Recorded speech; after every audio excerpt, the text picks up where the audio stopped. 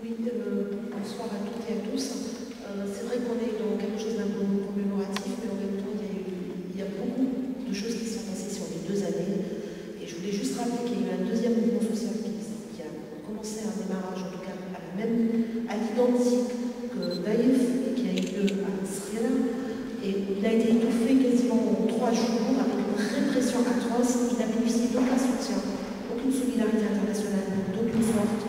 Il y a eu 40 personnes qui ont été arrêtées, dont l'essentiel des jeunes, dont 17 croupissent aujourd'hui en prison et qui ont jusqu'à 3 ans de peine, qui ont été prononcés à leur rencontre. Et c'était uniquement sur les mêmes scénarios que Daïf, à savoir des problèmes de corruption et d'embauche, et des chômeurs qui sont mobilisés. Je rappelle également que... C'est où et quand?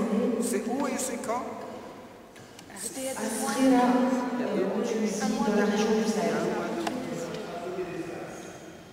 À côté de Sfax. Il ne s'est pas passé, sur ces 2 dernières années en Tunisie, où il n'y a pas eu une entreprise, où il y a eu une grève. Il ne s'est pas passé de demain et après-demain, il y a 2 préavis de grève de déposer un en ligne et un dans une petite ville, pour dans des entreprises. Il y a également aujourd'hui des femmes qui sont en lutte, qui font le ménage dans le métro de Tunis et qui sont depuis plusieurs semaines mobilisées pour leur titularisation et pour leur statut. Et je sais que certains, on a un peu des informations de la vie à droite et à gauche, mais c'est vrai qu'on a beaucoup de mal à réaliser tout ce qui est en train de se passer dans le pays, et parce qu'il y a aussi des différences énormes au niveau des syndicats et au niveau de la direction des syndicats qui ne sont pas forcément sur une communication, et que les populations eux-mêmes sont dans l'ignorance de ce qui se passe dans leur propre pays. D'ailleurs, après les procès, à 300 ou 400 km, les gens ne savaient même pas ce qui se passait.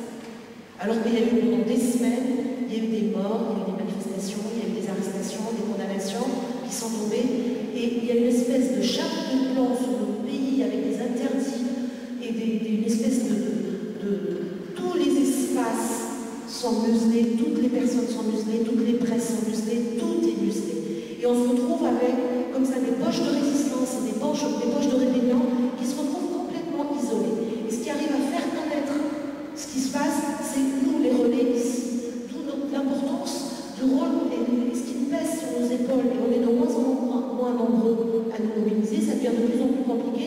Et en même temps, on est un peu les porte-voix de tous ces sans-voix aujourd'hui dans nos pays. Et c'est extrêmement important d'insister là-dessus parce que je crois qu'on est quasiment la seule force de résistance aujourd'hui devant l'omerta qui pèse au niveau de la presse française, parce qu'on ne parle pas de ce qui se passe dans nos pays. On présente la carte postale belle et jolie, sous les palmiers on peut bronzer, mais en même temps on couvre tous les dépassements, toutes les atteintes aujourd'hui, et on les légitime sous prétexte de lutte contre l'islamisme, on laisse faire tout.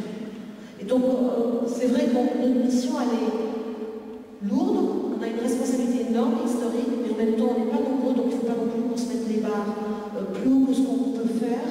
Mais je crois qu'il va falloir qu'on mutualise de plus en plus et qu'on essaye de travailler surtout sur la communication par rapport à ce qui se passe et de citer essentiellement, en tout cas moi c'est une proposition que je fais,